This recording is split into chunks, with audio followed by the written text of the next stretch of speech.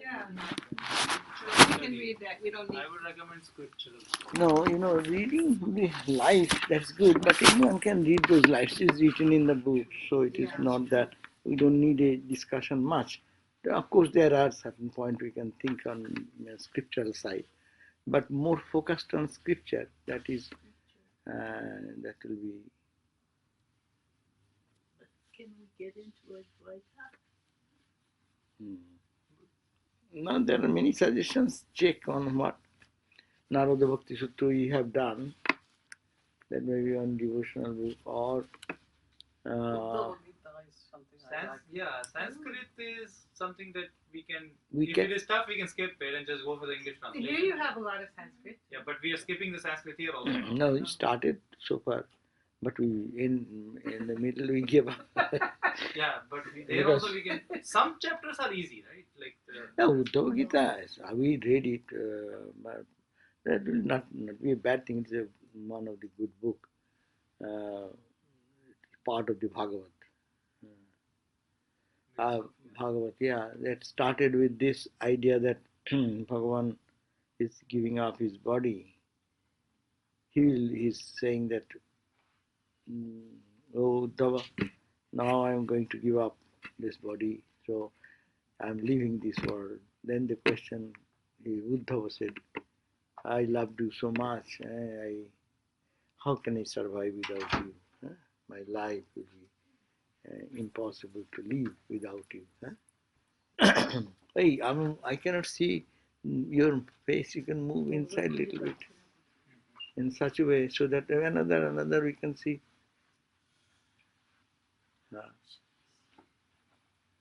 Here is one. Why not sit there? Why not sit here? Here. Sit here,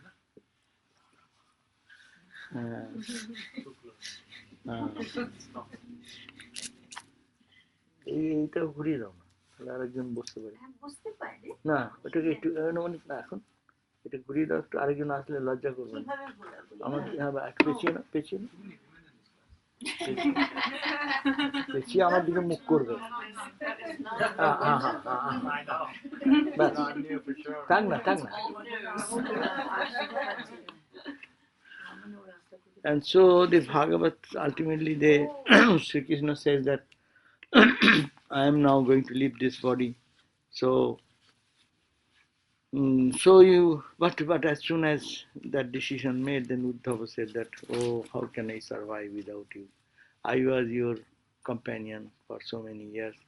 I lived with you, I walked with you, I meditated upon you. Without you, my life will be meaningless. I cannot survive.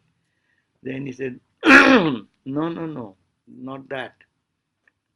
I'll give up my body, but you, renouncing everything, and tang tu sarvan parityajya, you giving up everything, dehang sajana bandhusu, identification with your body, with your own friends and relatives, and sajana bandhusu, you become samadrik, you become equanimity in vision, with the equanimity in vision, seeing, that means seeing me everywhere. Samadrik vicharashagam, go on into the world and preaching this message. No, that was given at the beginning of the Uddhava Sangbad. And that is the last advice. Uddhava asking question, and Sri Krishna is responding. It's a very highly Vedantic at the same time. We have mostly Vedanta and Bhakti. Gita it has nothing exclusive. Bhagavad is always a mixture of Jnana Bhakti, but we actually do it in the Vedantic way. Sometimes we do it Bhakti book. We always think it's only Bhakti. It is not that. Bhagavad is a text where Bhakti and Jnana is all mixed together, but mostly it will be little knowledge aspect. Anyhow, we can start that. If you have any other suggestion, think now. Otherwise, we can do that also. Because this will be ending today, but this ending is no end. This ending is no ending, because it will be again in some way.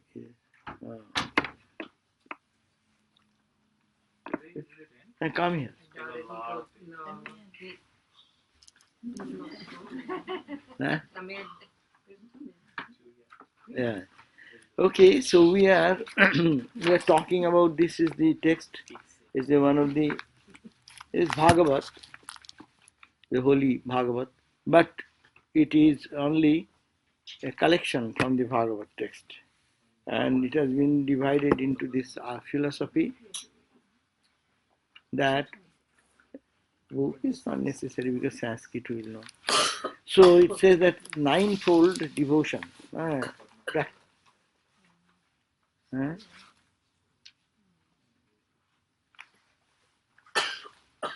So ninefold specific bhakti disciplines has been mentioned, that to grow in bhakti there are nine ways of doing that we read in the page 75, where it says that direct devotional disciplines are now described in this area. That what are the Sravanam, hearing the glories of the Lord. Bhakta will find joy to go to a place where God's name is being praised. So that hearing itself is one sadhana for the bhakti school of thought. Bhaktas should practice what? Wherever there is the Lord's name, they want to go and participate and listen to the glories of the Lord. So that's called the Sravana, hearing. Then chanting His name and reciting hymns in praise. Kirtanam, Sravanam Kirtanam. The glories of the Lord to be recited and praying every day. I am reading on page 75. We have read long back. What this entire book we read so far. Oh, okay. Ninefold steps. We have done all those, but we forgot everything. So on page 75, if you turn, then you'll find that these 9 steps have been mentioned there in Bhagavat. That first is hearing, the narration and the glories of action, and that has been, several verses have been quoted from Bhagavat in different parts and shown that yes, that is a practice of, and by hearing the glories of God, man generates love for God. When we hear about the glories of the Sri Ramakrishna, we generate our devotion for Sri Ramakrishna, and knowing the greatness what he achieved. So we also feel like following them. Then second point was his name and chanting his name.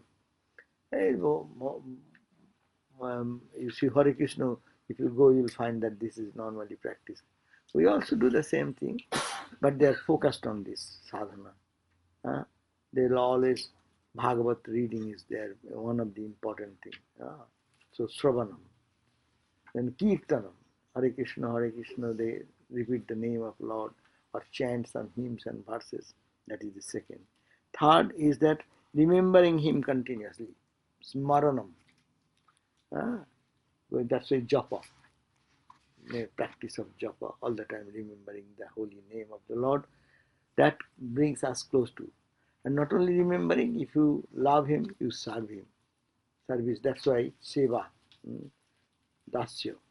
That means you go to the any Vishnu temple, their major focus is to serve the deity. That's why they raise the Lord early morning from the bed with the prayer and praise, oh Narayana, sleeping, please come up, with the music, like a child is being raised by mommy who is sleeping. So this type of devotional practice is done there. So it is the this, and they focused on service. This morning his bed is coming out of the bed. Now you give some washing of his face, some water, like as a human personality we do treat them. Then give something to eat and drink. That's why every house, Gopala, what do you do in the early morning? Give some sweets and some milk or something like that. Hungry whole night. He has not eaten anything, so morning. So service, service. Then you do bathe at certain time. Then you give breakfast. Then you get change the cloth, and then you go for noon worship. Then you give this food. Then you fan like this. Then you do whole day. All activities centered around the seva, the seva of Narayana. So this is the third point. Remembering him continuously.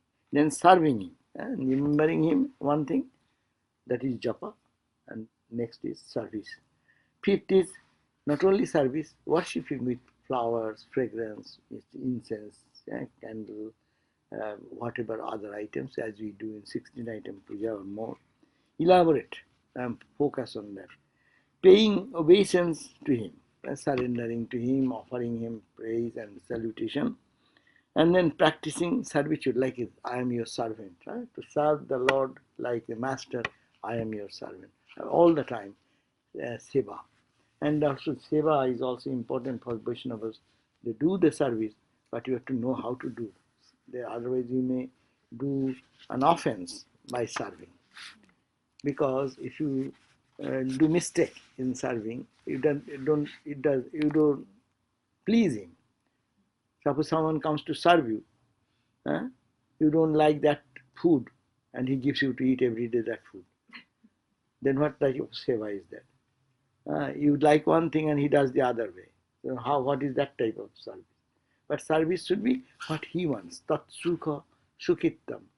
What the Lord is pleased with, what type of food, what type of dress, and this and that. Everything to be for the, as a servant does for the master. So that attitude. Dasyam. Atmanivedana, practice of servitude. And befriending him.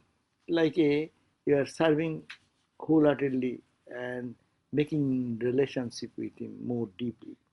And then making total surrender. Dasya and Atmanivedana. Das, give everything. So these are the 9 aspects of the devotion to Vishnu, to be practiced by men who have received proper instruction from a teacher. That means our scripture suggests that that is the way you serve God. Now we are on the last, it is called the Pada Sevanam, service, worshipping him. And that was on, we read the last verse, last time we read this verse of the Bhagavad. He says, a man who has abandoned Swadharma and taken to the exclusive service of Srihari's feet may, out of his immaturity, have a fall or fail to achieve the goal before death. But what evil can befall him thereby? And what high end can a performer of Swadharma achieve if he is devoid of devotion? People, we like that people who follow the Dharma, Swadharma. And in Hindu culture, it is very much appreciated, Swadharma. Swadharma Gita says, Swadharme nidhanang seya paradharma bhayavaha. Even one can die, one should die, practicing his own dharma.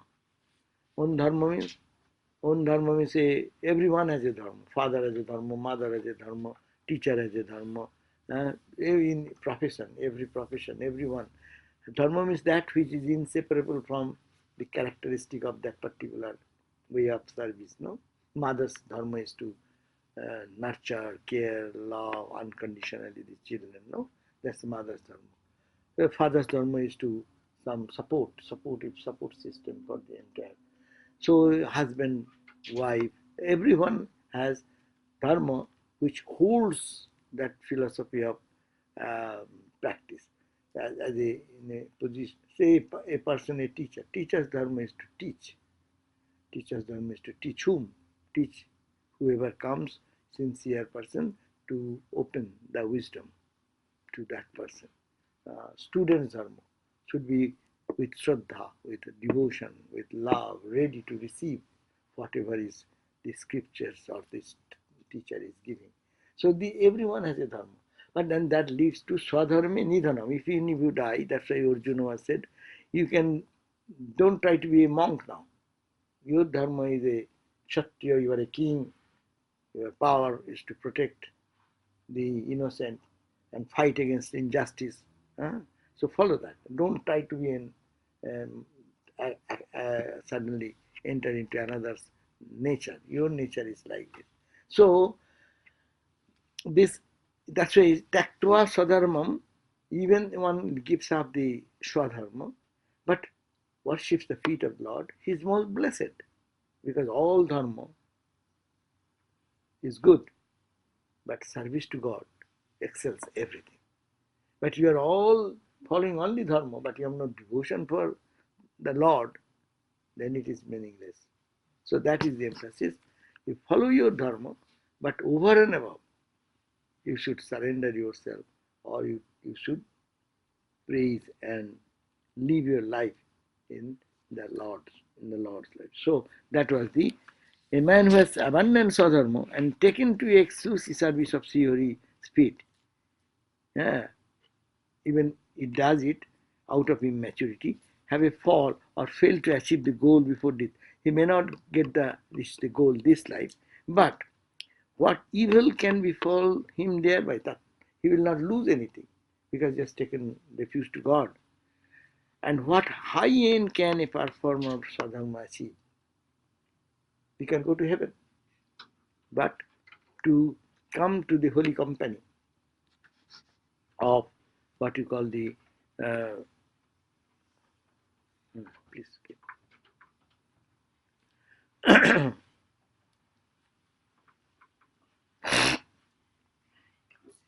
Your friend is coming. Hey. For tea. Huh? For, afterwards. Oh.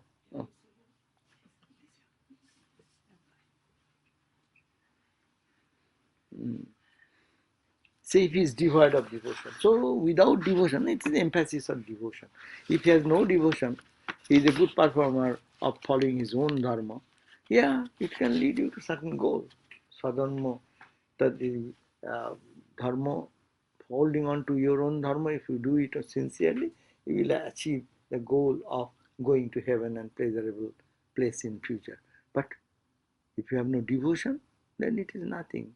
Devotion can release us from bondage and also gives intimate connection with the Lord.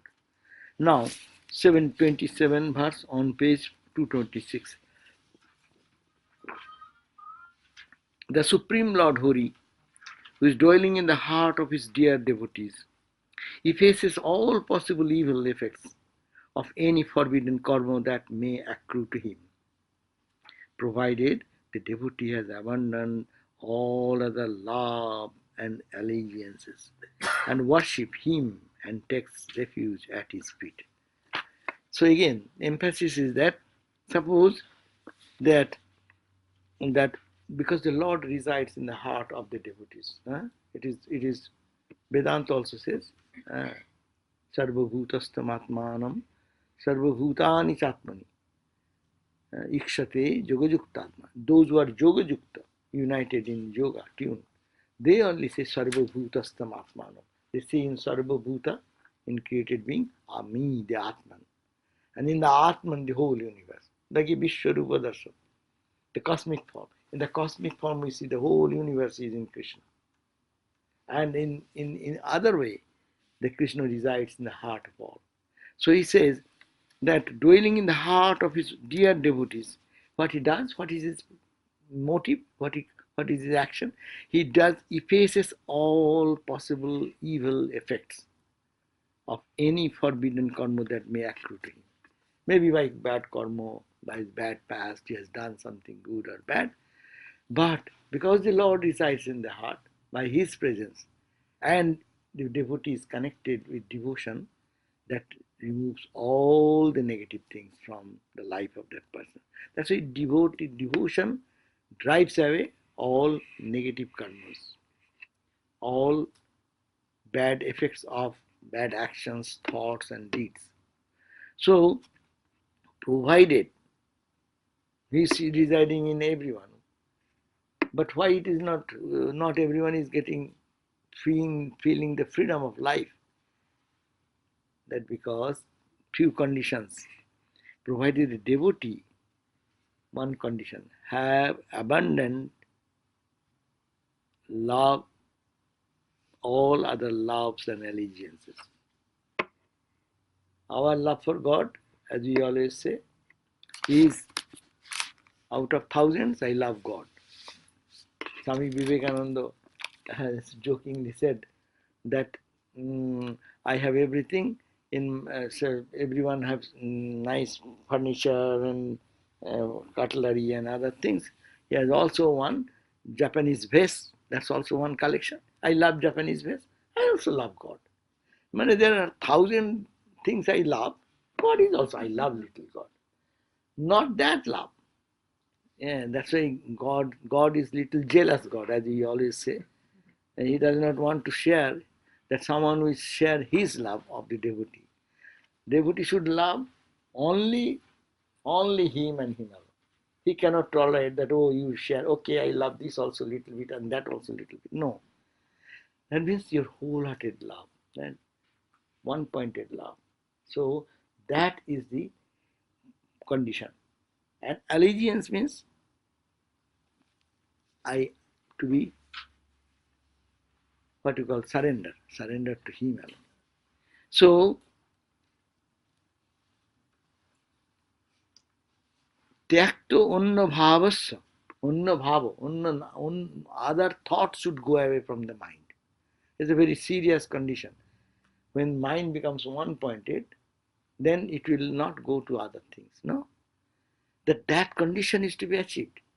And if that condition happens to an individual sadhaka or sadhikas, then he is always residing. By his presence, he will dhunoti, it will clean, it will wipe out. Bikarma jatcha utpatitam, that bikarma, the bad karmas, all types of things, sinful activities done, these, that, whatever, kathanchit dhunoti sarvang hridi sannivishta. He can remove. Kathanchit means little. Little means if condition is that a sapada moolam bhajata, that devotee should worship him all the time. Sapada means his feet, as I said. In Vaishnavism or Indian style, we all say, not him, but his feet. That means with humility, that if you worship him, takto anna bhavasya, there will be no other love divided into any other object but him and him alone, God and God alone. So if that much devotion comes and the world goes away, automatically there is no sin. But it said then God takes care of that devotee and releases him from bondage. No? Worships him and takes away refuge at his feet. Speaking of the power of devotion, that is the point. The power of devotion has a power. As you call yoga practice, yogic power. No? So what is the power of devotional practice? All the practices of ninefold practices of devotion, if one does. So what is the power of that? You attain some power. And what is that power? Power of the dispel every kind of obstructions in the path of the devotee. That is the Bhagavad text says in the earliest verses. What it says? A quote. It is in the Bhagavad, it has been mentioned in 11th chapter of the 5th subchapter and 41 verse, that a person who has surrendered himself entirely to the Lord, the one being to whom such surrender is appropriate, to love, ultimately to love whom? Better to, Christ said, don't throw away your pearls among the swines. So we that treasure, the love is the best, purest thing in the heart. So if it goes to God and God alone, that is the best application of your devotion which you have. You can give it to anything, but it is not rewarding. So that's why the verse said that a person who has surrendered himself or herself entirely to the Lord, the one being, B is capital, that means Lord, Krishna, Bhagavan, to whom such surrender is appropriate, and abandon all senses of agency, is no longer a servant of nor a debtor to devas or rishis or mains or men or bhutas. Pancharina, panchal, 5 types of dates we are born with. Devarin, Rishirin, Nrin, তারপরে এই যে servant of, not a debtor to neither the gods, not the rishis, not the men, not the bhutas. That means you are not bound by anybody. You, because you are love to the Supreme. But it's Krishna. like you have to abandon the sense of agency. That's Agency means ego sense. yeah. Ego You sense. can't feel like you're the doer. Nah, that's a God is So the if doer. that's a young. Saranagati, surrender. When you surrender your ego, bhakti means that. Bhakti means I am nobody. Dasa means I am nobody. You look at that simple example of a servant. A true servant, he has no ego. Whatever his boss tells him to do, he does. Think of the slaves who have been purchased by previously, purchased by the people. It's like they used to, like a what do you call it, an animal, and they have been treated, whatever I want to do. There is no question of whether their personality is zero. That's why they are called slave. If they keep little ego, then they get slashing. No? So we also in this world, see, our ego, wherever it pops up, we get a slashing. And if the ego, that's why ego should be egoless. It is given to God and God only. That is the better utilization of the ego. Or, I have no ego, I am infinite. Both ways. This ego to this body-mind complex, this limitation, is the bane of all suffering, because me comes and then mine comes, and mine things extends, and which is mine I like, and this is not mine I like, don't like, likes, dislikes, all the opposite things, anger, frustration, all this come because of I. Ramakrishna used to say, Ami mole guchibe janjal. All the rubbish will be out if my ego dies. But it's not so easy. Whole spiritual life is only to wipe out our ego. So just surrender our ego. The Thakur said, how the ego will go? Ego will not go. Ego is like he exemplified that ego is like a tree, and you cut the trunk. You see, another shoot comes. Another branch, another shoot comes up. So ego, you thought that you have cut, but it is here, it is coming out in another way. So it cannot, only it can be done by surrendering to God or taking the Vedantic path. Never to identify with the limited personalities, emotions, egos, all these things. Egolessness, that is called spirituality. Swamiji also defined. Selfishness, everything that is unselfishness is God. Why? No self, no little self. He does not identify with this self, but he identifies with the bigger self. That's why that is called godliness. If one thinks of anyone unselfishly, unwanted, for the good of others, then you are extending yourself, and that is your forgetting yourself. As much we forget ourselves and think of God in others, that much is our spiritual development. So that he says that person is not bound by any rules of the world. He has no do's and don'ts. He is not obliged to do the puja, to do this performance, to do this. That is the idea of the Jivan Mukta. Same idea. A Jivan Mukta, a person of liberation, is not indebted to this action, this service, this, that. He is gone beyond. Similarly here, devotee also, one being to whom a surrender is appropriate, abandon all sense of agency, is no longer a servant of anything in the world. No? We are always a beggar. We are always a fearful entity living in the world. What he will think, what she will think, what is going to happen, But these are fearless people because they have no ego. They know by God's will what will happen. So how to crush this ego? That is the point. So it says that devotion can do that. Next part. The same idea has been emphasized.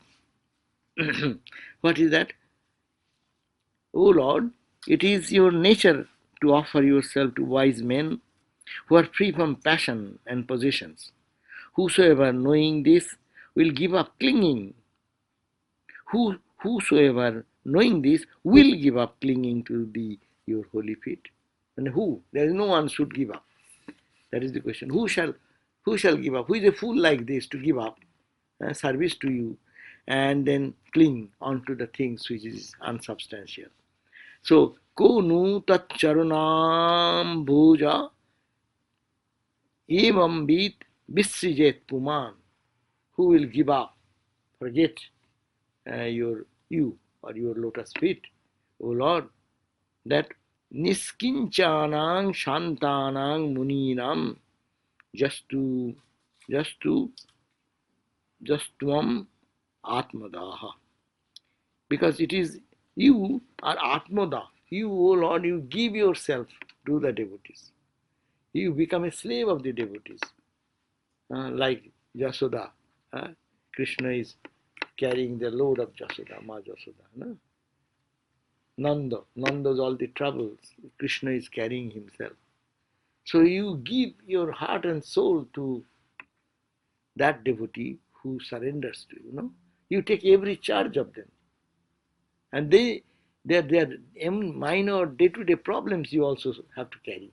That's why there is a song that I don't care to give liberation to anyone. Anyone asks for liberation, I can give it. But I am very careful to give any bhakti. Ami bhakti dite mukti dite kator noi. Ami shuddha bhakti dite kator hoi. I am really a little stringent, little careful to give someone bhakti. What bhakti? Pure bhakti, shuddha bhakti. Shuddha bhakti means our bhakti is a just ritualistic bhakti, or it is called the Vaidhi bhakti. But formalities, with formalities you start our bhakti. Oh, if I don't go to temple at 11 o'clock, what will happen? He is my Lord. If I don't go, what? I am doing his karma. There's Vaidhi bhakti will say, no. Oh, what have I done? I am not giving him this and that. He is in my heart all the time. So, Shuddha bhakti, pure bhakti, that time, his heart is all the time with the Lord. So, no special treatment is necessary. No. God will take care of him. God becomes this child, and then the bhakta becomes the parent. In most of the Gopala, those who treat as Gopala, baby Krishna, they become the mother. As if the baby is helpless. He is the God of the universe, but he is so helpless. If you don't little milk in his mouth, then he is feeding the whole world. So in devotion, the Lord becomes the baby. And that's why, and naturally, he becomes so much dependent on the parents also. He cannot do. So that devotion is ritualistic devotion, Vaidhi bhakti, para bhakti. In the scripture, there are two types of bhakti, Vaidhi and para. Vaidhi is the starting point of devotion. We do this ritual, we have to follow this and that. And when you reach that, the formality is all gone. You are always tuned to him, all the time.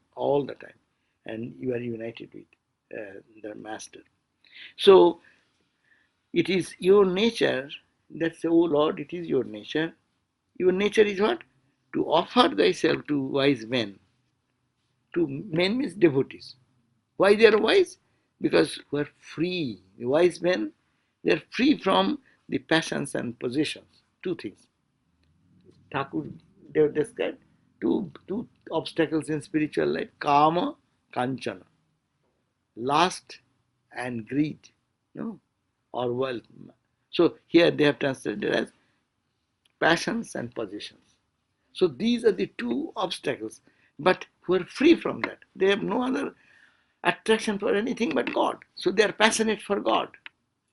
And their possession, They're not trying to get possession from worldly perspective, anything, but they want to, they possess the love for their Krishna, their Lord, God, for their chosen ideal, love for chosen ideal. So whosoever knowing this will give up clinging.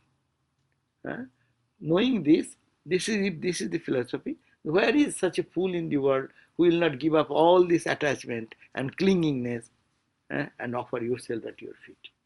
It's an obvious thing. That is the inspiration of this verse.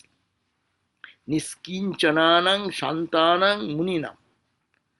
Justam atmada.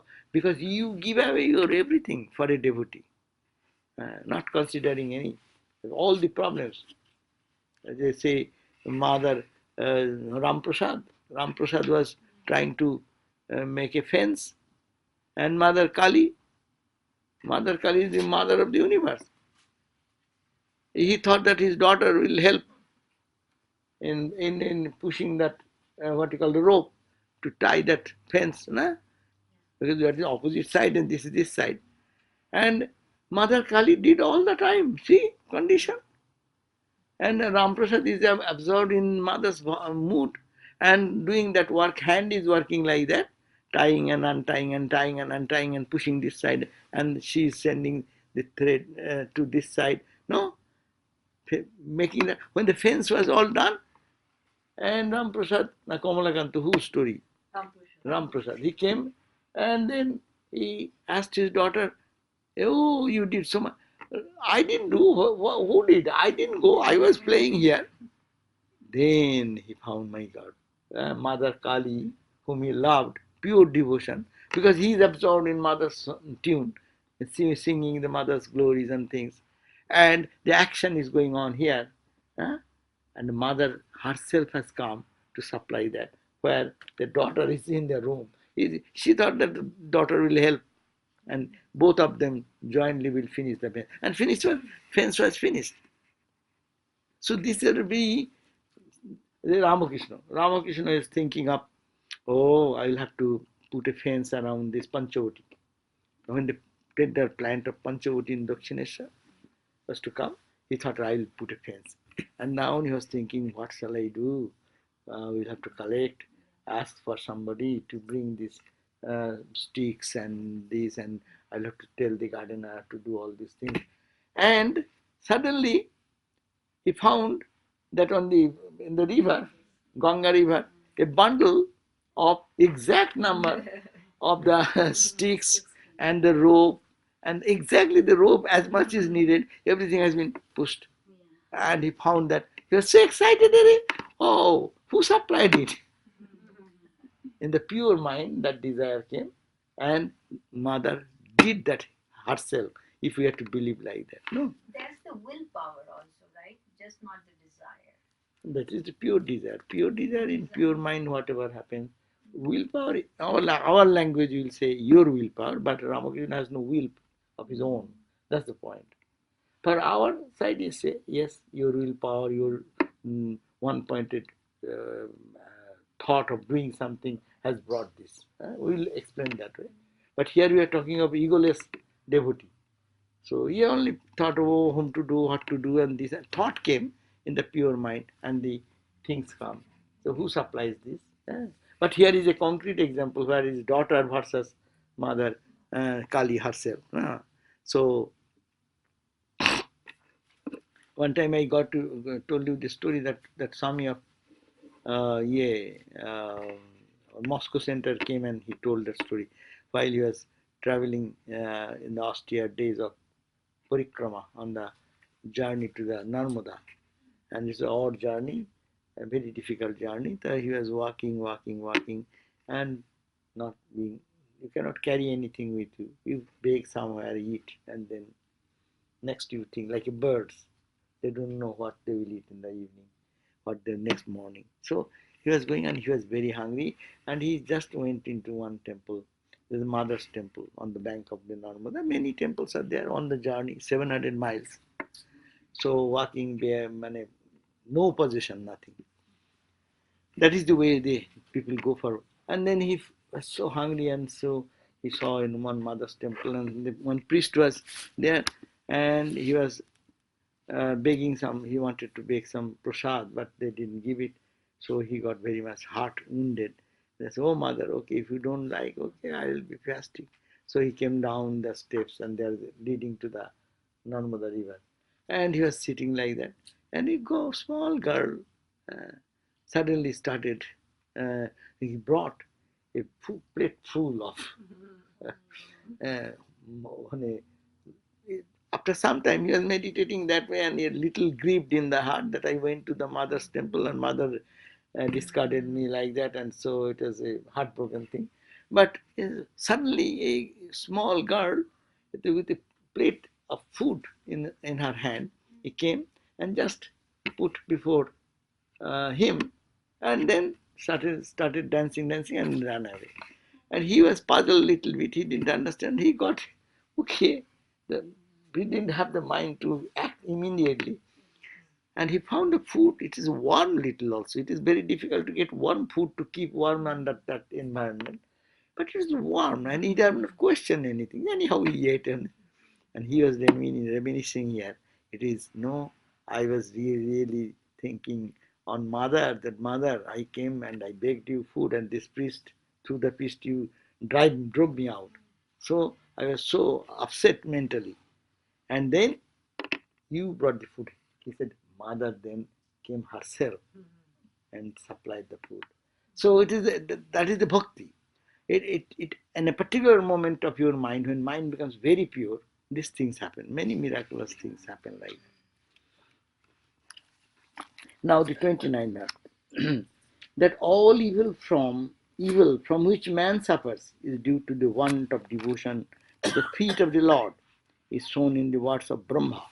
Is a Brahma is speaking in some particular context. The reference is not here, but what he said is given here. What is that?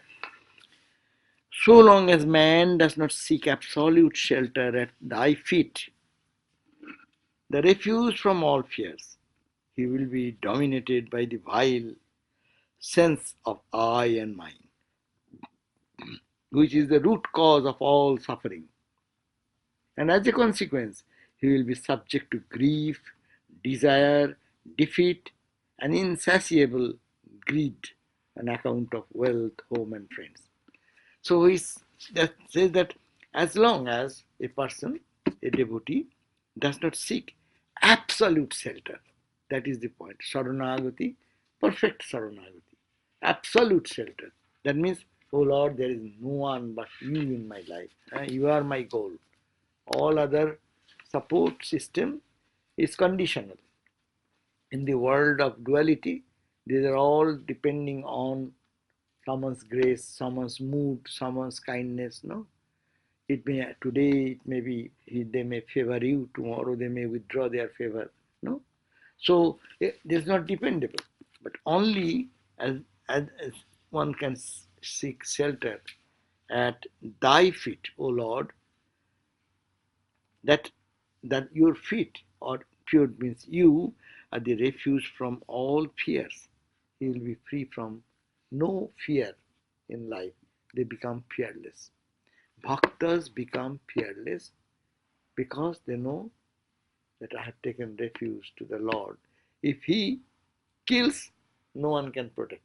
If He saves, who can do any damage to me? Rakhe Hori, Mare Ke, Mare Hori, Rakhe Ke. That's why the story in the Ramakrishna story is there, that there Rama, a frog, Rama was hunting or doing something to get something, and he saw that one frog is being pierced by the arrow and is bleeding. Then Rama and Lakshmana was going with him. And Lakshmana said, aha, see, we have killed one innocent frog. But I'm surprised why the frog didn't make a noise, or what you call. See, if I know that he is being hit, we could have saved him. Then Rama said, Okay, why not you go and ask the frog? He asked the frog, hey frog, you are being hit by the arrow. Why did you not cry out? We would have saved you. Well, when others kill or try to do harm to me, I say, oh Rama, please help me. Now Rama's arrow has hit me, to whom I shall call for protection. That means he knows Rama is the ultimate protection. So if one can do that, he is fearless. If God has done for me, I'm okay. I have nothing to lose. I'm not to be afraid of. So fearlessness comes. He will be dominated by the vile senses of I and mind. If he does not, all fears, now the refuge from all fears is the feet of your holy feet, O Lord. And if he does not seek that surrender to God, what will happen in the life of other people who don't take refuge in God? What will happen? He will be dominated by the vile sense of I and mine. And these people will be all holding on to their egocentric life, me and my centric life. And as a result, and that me and mine, ahamidam mamaidam, that is the naishargiko and loko vyavaharo. This is the human behavior is going on. The whole world is nothing but me and mine. Shankaracharya says, ahamidam mamaidam. This is our world. If this I and me is gone, me and mine is gone, then if thee and thine comes. If it is thee and thine, so I have nothing to worry. It is nothing belongs to me. Nothing goes, nothing comes. It is his. Everything is his. So you can free yourself all fears. So that's why it says, I and mine, which is the root cause of all suffering. All our human suffering is centered around this egocentric life, me-centric life, mind-centered life, rather than God-centric life is fearless, me-centric life is fear. Because it is me and mine, so I may lose this. This may happen to, bad thing may happen to my friend or to my relative or or me. What will happen if I am now fall sick? All these worries, anxieties comes because me and mine. And those who take refuge in God, their me and mine takes the thee and thine. So that is freedom from fear and suffering. And as a consequence, that person will be subject to grief, desire, defeat, because they don't take refuge in God. Therefore, me and mine, they hold on to their me and mine. And as a result, what happens? That person will be subject to grief, desire, defeat, and insatiable greed on account of their whatever me and mine brings, wealth, home, friends. No? Now today's friend becomes tomorrow's enemy. But still, the desire comes, okay, this friend is bad, that friend may help me. But again, it runs for, because to protect our me and mine. But if it is given to God, then one becomes free from fear and though nothing they can be afraid of. Now, again, 30th verse says that universal application of bhakti is mentioned by Kapila, the sage Kapila. What is that? For the attainment of spiritual samambanam, yogins serve my holy feet, which is the abode of fearless felicity, practicing discipline of bhakti, devotion, accompanied with knowledge and dispassion. I see. Jnana vairagya yuktena bhakti yogena. This is Bhagavad Gita. This is called bhakti yoga, but it's mixed with jnana and vairagya. So people say bhakti, bhakti, bhakti, bhakti cannot be exclusive if there is no jnana and vairagya. What is bhakti? Is love for God. But love for God will be genuine when I have real knowledge that God is my only reality and other things are not. And because God is reality, I can avoid other things. I can renounce, give up other things. If you cannot give up other things, then you are not giving God. Our mind is 100 unit. If my 100 unit is in the object of the world, I am not in God. You give 1 cent, one unit of your mind to God, then 99 unit is in the world. You give, go on increasing how much you give it to God, that much will be your less in the world. But you cannot think, I will keep this and that together.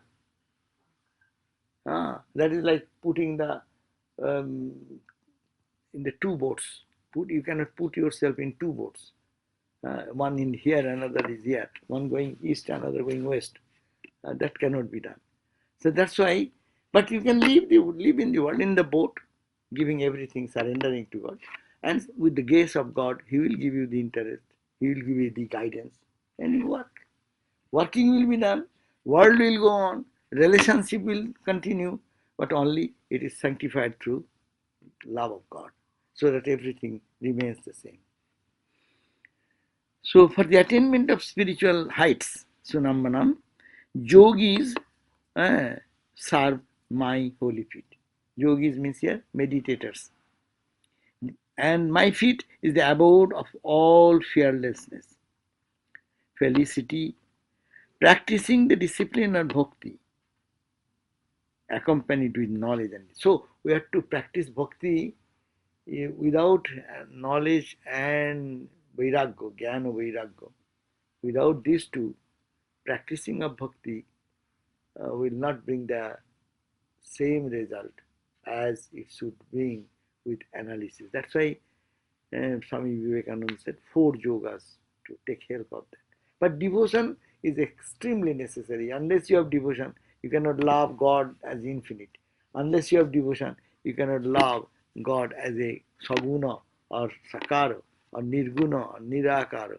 You cannot get engaged into selfless service unless you love God. Why will you do selfless service?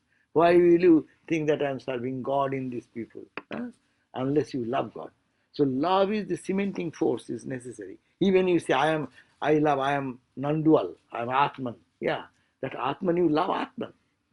Otherwise, without that cementing force, mind will not, so long you are at the level of the mind have to connect with the divine, unchanging absolute, from the changing to unchanging. So this habit should be maintained here. This is the last verse probably. No, Arvachi.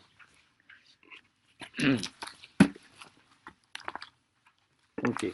This verse says the word of Kavi and the Navajogis in the praise of Pada Seva. So these are, we do not know the stories, who is Kavi, who is Navajogi. We need not have to know. That's why this is only the teaching is given. Teaching is extracted. But it says, by the steady and continuous service of the feet of the Lord, an aspirant is blessed with devotion, dispassion, and experience of God. He then attains to the liberation, the state of supreme peace. It is a statement.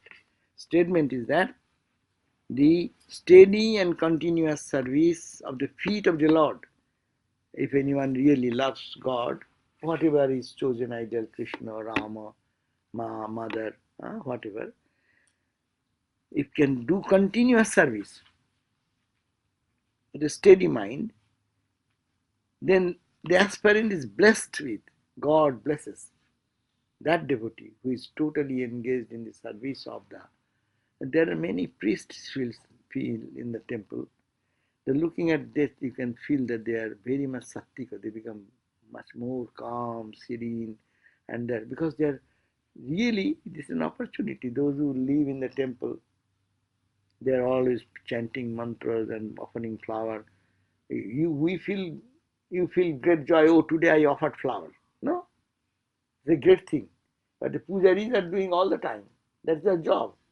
If they really do it devotion, every moment, what a great opportunity. That is their job requirement.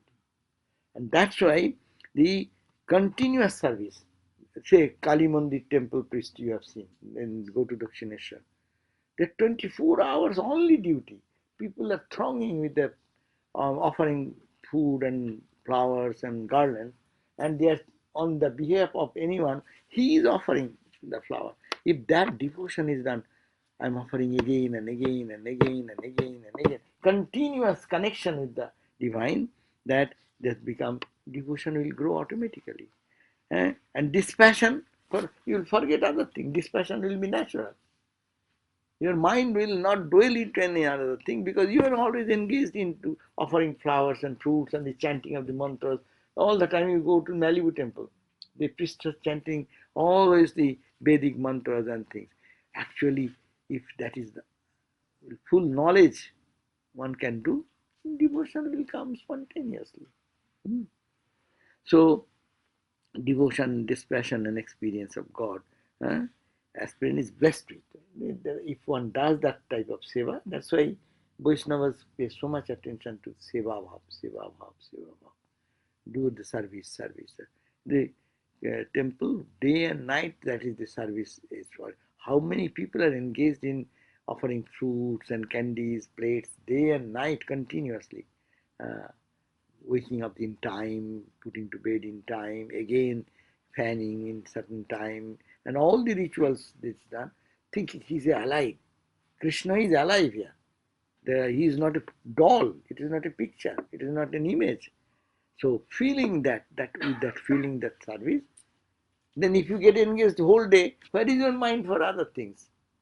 You cannot think of me and mine, because that's why mother's love is called innocent love, pure love. Why? When mother serves the baby is born, then what happens? Mother forgets the whole world. Day and night only taking care of the baby, feeding the baby, smiling with the baby, and whatever, everything is connected with the baby and the mother. There is nothing. The mind is off from the world as it were. So similarly, if God becomes like that, our object of worship, then you will be naturally a man of renunciation or a woman of renunciation. And state of supreme peace will come. He attains to liberation naturally and the state of supreme peace.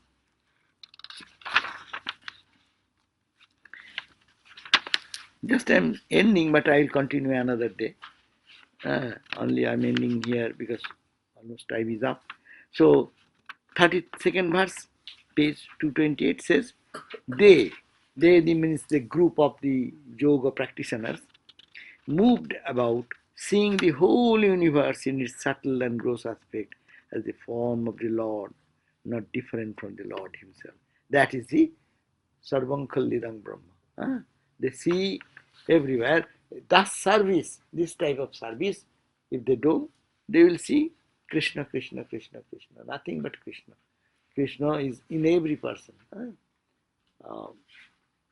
The Brahmani who used to go to visit Ramakrishna, and she used to see the beloved Krishna everywhere, singing and dancing. And she went to what you call the Ratha, the car festival, and there she was dancing ecstatic mood, seeing Krishna everywhere. No? So mind becomes purified by service of God in this way, continuously. And because mind is not thinking of anything outside Krishna, they become so pure, then that is Krishna everywhere. These yogis, they moved about. How they move about? Seeing the whole universe in its subtle and gross aspects. Gross aspect is also Krishna, and when they close their eyes, they see Krishna. So subtle and gross, in both ways, they see the Lord, and that Lord not different from the Lord of himself. Who is inside me, that Lord is everywhere. Now the last verse, 33 to page 229, the perfect Bhagavata. That means Bhagavata means who is a devotee, real Bhagavat Bhakta. Devotee of the Lord, Bhagavatuttama, is one who sees the Atman in all creatures, Baba, as an expression of the Supreme Being, and all being as dwelling in the Bhagavan, the Supreme Spirit. Now, the Gita I just quoted, he who sees Me in every one, and in me the whole universe. Vishwarup Darshan, the cosmic vision, in the cosmic vision of Krishna, all the universe is embedded. No, all the array of armies, all the hosts of gods and goddesses, sun, moon, stars, all the galaxies, everything is embedded. That is cosmic form.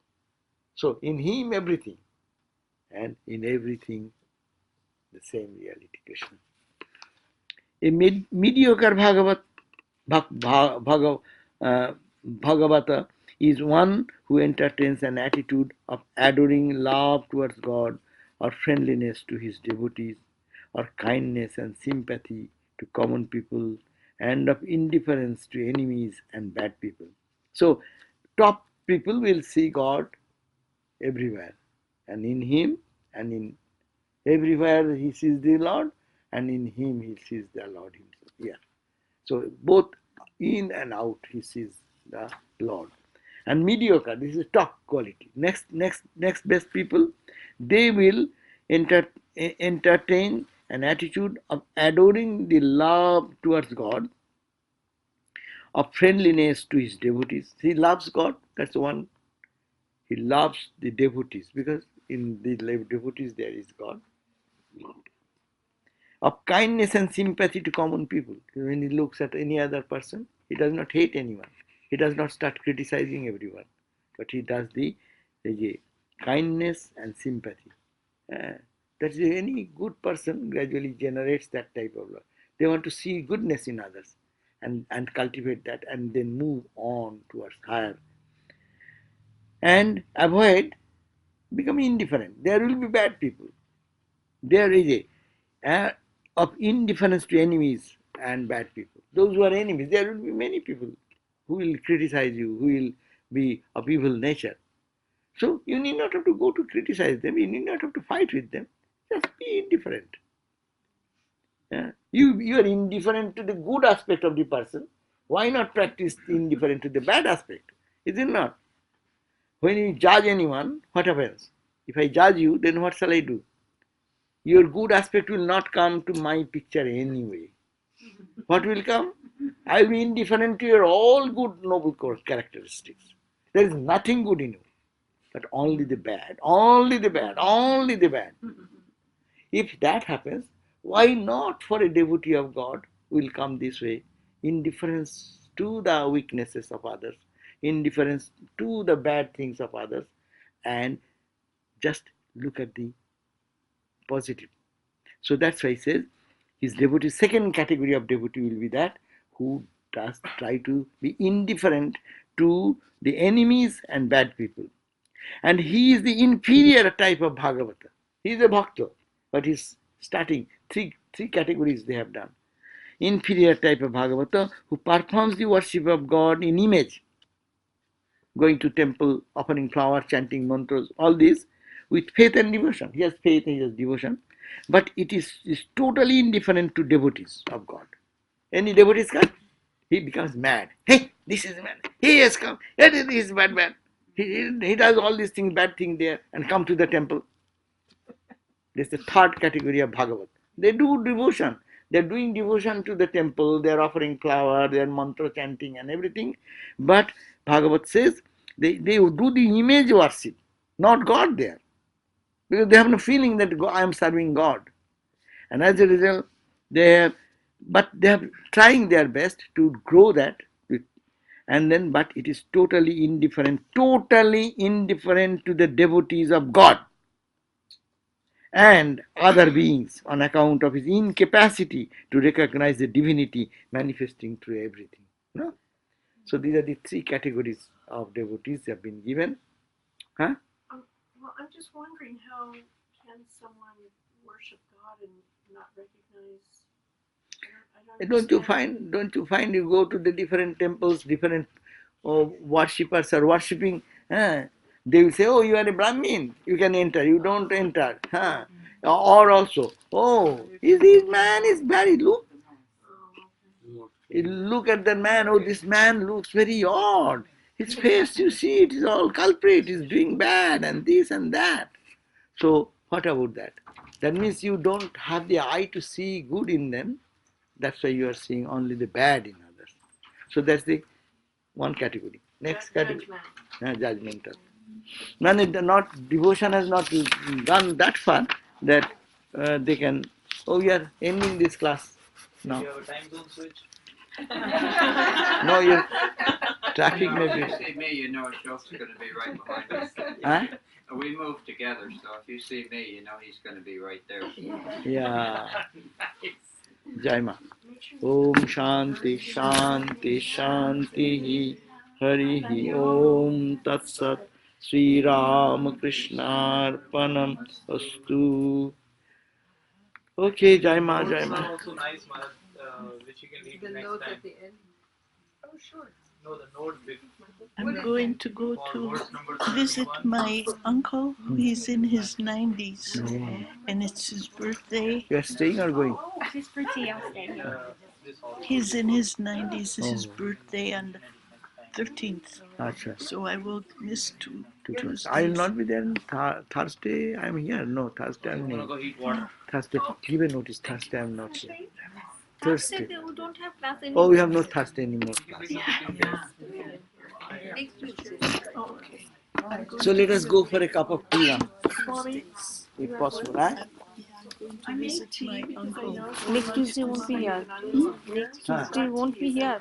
I won't be Oh, here for. tell I will miss tell two Parama. Tuesdays.